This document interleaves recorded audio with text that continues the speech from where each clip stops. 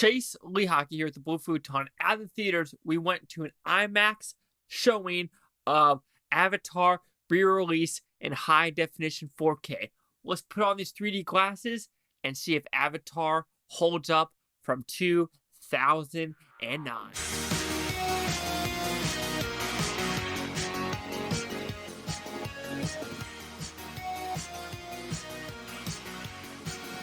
So Avatar, what's it about? It's a very simple premise, actually. Blue people, Pandora, Dancing with the Wolves, and other movies you've seen before in a James Cameron package that made over like $1.6 billion worldwide. Does the movie hold up from 2009? The first time I saw this movie was in 2009, IMAX 3D Mesquite AMC Theater in Texas. Now here we are in a different state. Packed theater. FYI, it was a packed theater on a Saturday afternoon, and it is still a fun time. Is it a masterpiece of a movie? No, but the special effects still hold up. The cinematography holds up. The acting still holds up. I forgot Michelle Rodriguez is even in this movie. I do wish she didn't die because I think that would have been a fun person to keep going throughout the story. But I do think a lot of stuff does hold up in this movie. It is, like I said, a movie from 2009. We are in 2022. 13 years later, we are finally getting an Avatar sequel. And I do think it is a fun movie to rewatch in theaters in IMAX 3D if you're going to see the second one in theaters. Some people I hear are complaining that why are they only releasing this in 3D? Yes, you can see this in non-IMAX formats, but everything is in 3D. Here's the thing. It's Light Storm Studios, if I'm not mistaken. They made this movie specifically for 3D. That's the whole point for the Avatar. For these next 5 sequels, they are going to be 3D cameras. These are not post-production 3D. So that's the reason why it needs to be seen in 3D, and the 3D still pops. The special effects still work. Maybe it's the high definition like frame rate or whatever they try to do, like make it 4K quality for this one. But it still looks fantastic. It is a good looking movie. It is a good 2-hour and 45-minute movie that does really not have a pacing issue. Most of the issue is the story and dialogue.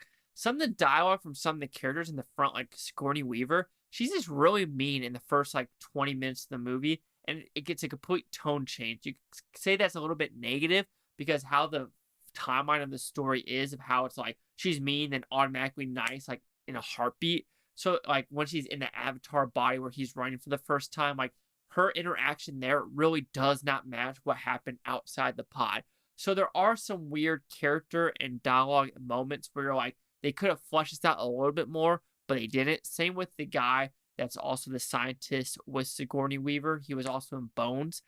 Same with him. He was angry, then all of a sudden there's a voiceover that says he came around to enjoy what we were doing. So there were some ideas of what they could do, but it never happened. I know for Avatar 2, we were focused on water, and now these new Avatar people have special tails, as well as we have a lot of the old cast coming back. Giovanni Ribisi, I'm saying his name completely wrong, I'm sorry. Stephen Lang, who probably should have been Cable in Deadpool, he's also coming back. Do we know how he's coming back? Not a clue. But when watching this movie, you will get a sneak peek of the second Avatar movie. Do the special effects look fantastic? Yes, they do. Is it going to win the Oscar this year? Yes, it will. There's no other movie that's going to win the Oscar for special or for FSX. Good Lord, Jesus Christ. But yes, it is going to be Avatar 2, The Way of the Water. It is going to win that Oscar.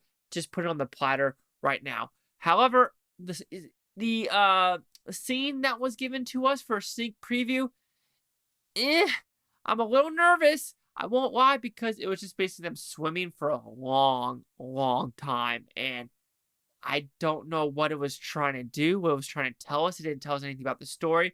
When you go to IMDb, the story is almost the exact same as this one. So you could call it a red flag. I'm calling it a little bit of a red flag because it's the same cast. They're coming back to the planet to get revenge of what happened. And then some of the messaging of this movie is completely going. Hammer on the head. Hammer on the head, sky people, hammer on the head, and you're just like, yo, calm down a little bit. We understand what you're doing with the tree falling and the sky people, and then the stereotypes of ex-military are always like, hoorah, I want to shoot wherever I can. You're just like, that's not really the best look for people. for this movie. So is it a perfect movie? Absolutely not. Should have gotten an Oscar for Best Picture or like nomination, maybe, because it broke a lot of barriers for what it was trying to do. But we will see how Avatar 2 is going to be. And with this picture slate, I do have Black Panther over Avatar getting into Best Pictures. That's just my opinion. Who knows what's going to happen? But overall, Avatar does hold up with special effects, with the acting, with the action. It does look fantastic. Seeing it on the big screen again was a fun, good old time. Am I worried about the second one? Maybe. But of course, I'm going to see it on December 16th or whenever it comes out. But overall, Avatar holds up. See it if you like it.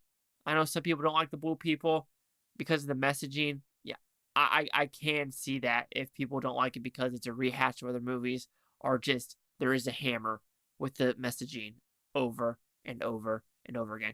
And I'm not saying it's a bad message. I mean, yeah, I love the same tree. I plant trees all the time. But it's like the hypocrites of Hollywood. I think that's what gets to me of like how much energy and stuff was used to make this studio and power. Electrical grids were used to make Avatar, to fly the jets, everything like that. So, I understand the messaging, just don't be double standards or hypocrites about it. So, Avatar will receive a 4 out of 5 with Futons, which equals at 80%. So, see the correct review scores gave this one. Oh! And the 3D! Amazing. So, you have critics at 81% with 324 of them.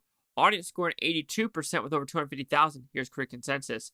It might be more impressive on a technical level than it is a piece of storytelling, but Avatar reaffirms James Cameron's singular gift for imaginative, absorbing filmmaking.